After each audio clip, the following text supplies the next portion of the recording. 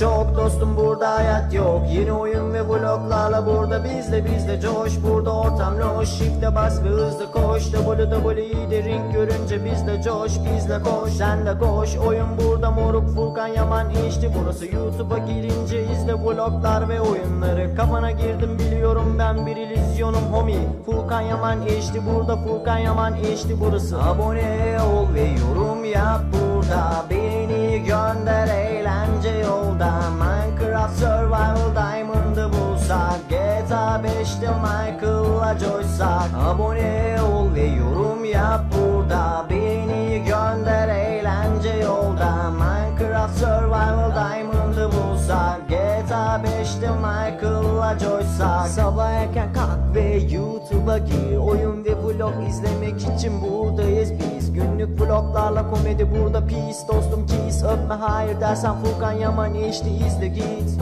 Abone ol ve yorum yap burada. Beni gönder eğlence yolda. Minecraft Survival Diamond'ı bulsak, GTA 5'te Michael'la coşsak. Abone ol ve yorum yap burada. Beni gönder eğlence yolda. Minecraft Survival Diamond'ı bulsak, GTA 5'te Michael'la coşsak. Burada oyun çok dostum, burada hayat yok. Yeni oyun ve vloglarla burada bizle coş. Burada ortam loş, shift'e bas ve hızlı koş. WWE'de ring görünce bizle coş, bizle koş, sen de koş. Oyun burada moruk, Furkan Yaman işte burası. YouTube'a girince izle vloglar ve oyunları. Kafana girdim biliyorum, ben bir illüzyonum homie. Furkan Yaman işte burada, Furkan Yaman işte burası. Abone ol ve yorum yap burada. Beni gönder eğlence yolda. Minecraft Survival Diamond'ı bulsak, GTA 5'te Michael'la coşsak. Abone ol ve yorum yap burada. Beni gönder eğlence yolda. Minecraft Survival Diamond'ı bulsak, GTA 5'te Michael'la coşsak. Sabah erken kalk ve YouTube'a gir. Oyun ve vlog izlemek için buradayız biz. Günlük vloglarla komedi burada peace. Dostum kiss, öpme hayır dersen Furkan Yaman işte izle git.